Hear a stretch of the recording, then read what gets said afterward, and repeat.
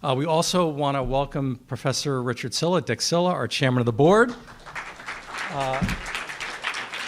His book, Alexander Hamilton, The Illustrated Biography, came out several months ago. It is beautiful. It is already in a third printing, available today in our bookshop, so please consider buying a copy.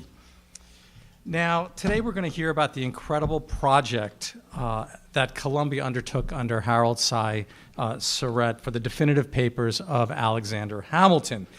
These papers are the Bible for Hamiltonians. Many of us in this room, like author Mike Newton, who I see is here, have used these papers religiously. We owe a huge debt of gratitude to this project. Barbara Chernow was one of the associate editors of the project. She is the founder of Chernow Editorial Services, and they are a company that produces books for publishers worldwide. She has edited many reference projects, including the fifth edition of the Columbia Encyclopedia. She's even taught editing at NYU. Her writings include Beyond the Internet, Successful Research Strategies, and Robert Morris, Land Speculator, 1790 to 1801. Now, I want to just share two anecdotes, one about the museum and the papers, and then one about Barbara herself. The first anecdote has to do with one of the earlier attempts at cataloging Alexander Hamilton's papers.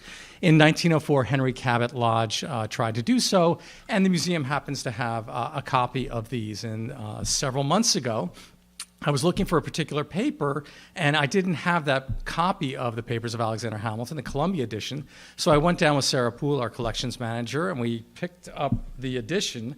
And while it didn't have what I was looking for, when we opened up the first page or so, we found an Alexander Hamilton, when he was Secretary of the Treasury, signed autograph. So that was a terrific find. So that's a good one.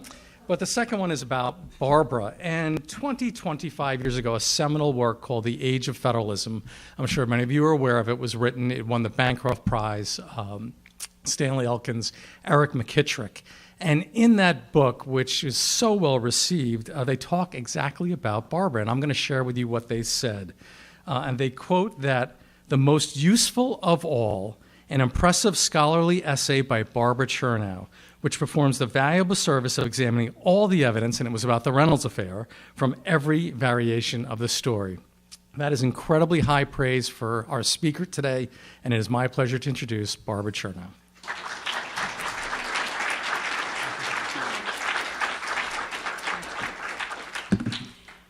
Good afternoon. I want you... Okay? Okay. I want you to think of this as a prequel. I mean, if Indiana Jones can have a prequel, we can have one. Because this really is the story that precedes the Hamilton hype. This goes back before Hamilton, Jefferson, and Washington hip-hopped across Broadway, and before Howard Da Silva really thought he was Ben Franklin. We're going back before computers, before the internet, back to when we corresponded by mail. We did research in the stacks and in the library and in the card catalog. We hand-wrote our notes, and all 27 volumes of this project were typed on 4 Underwood typewriters from 1940. Yes. In the 27 volumes, which took 32 years to complete, they were published between 1961 and 1987. In those volumes, Syrett established the Hamilton legacy and presented documents and research that challenged the traditional Hamilton-Jefferson dichotomy that had so dominated the teaching of American history. When I was a student in school, Hamilton was the least popular of the founding fathers. He always stood in stark contrast to the egalitarian Jefferson. If we judge by the number of people who were consulting the project papers in Columbia's Rare Book Room, we have to say this is a very lasting and still relevant legacy. These volumes are the primary source material for everybody now doing research on Hamilton. Now, efforts to preserve federal agency records and publish historical material goes back to Teddy Roosevelt and the Keep Commission.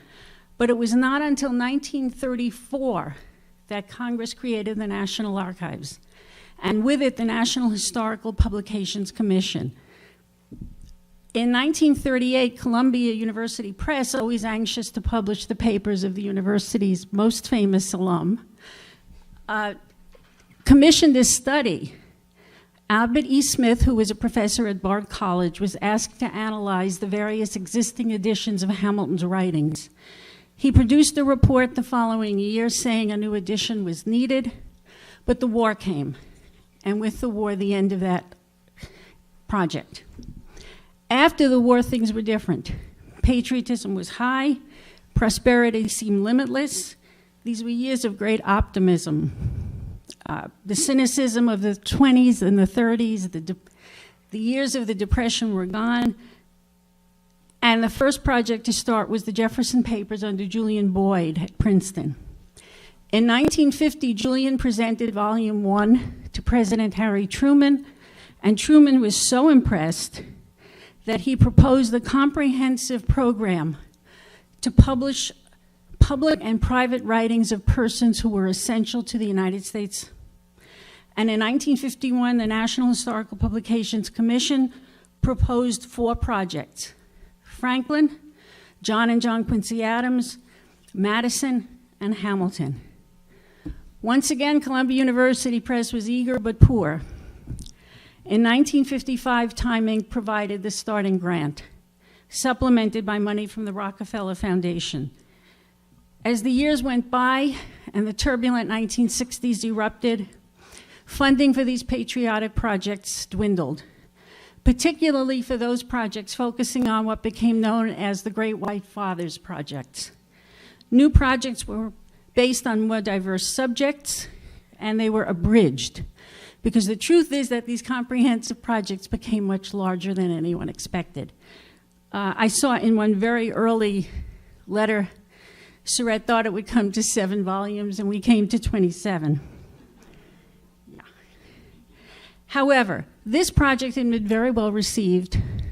The papers were being published on a regular basis, and because of the way Hamilton died, we had a smaller body of material to work with. So we received additional assistance. Over the years, the Ford Foundation, the National Endowment for the Humanities, the Sloan Foundation, Kidder Peabody, the New York Foundation, and of course, ultimately and always, our friends at the Bank of New York. The project eventually cost $1.5 million. Of all the projects, this is the only one that was completed under the directorship of one editor, and it is the only project that published all the documents in chronological order. These projects had a shared mission: to collect and edit all the papers written by the subject, written by or to the subject.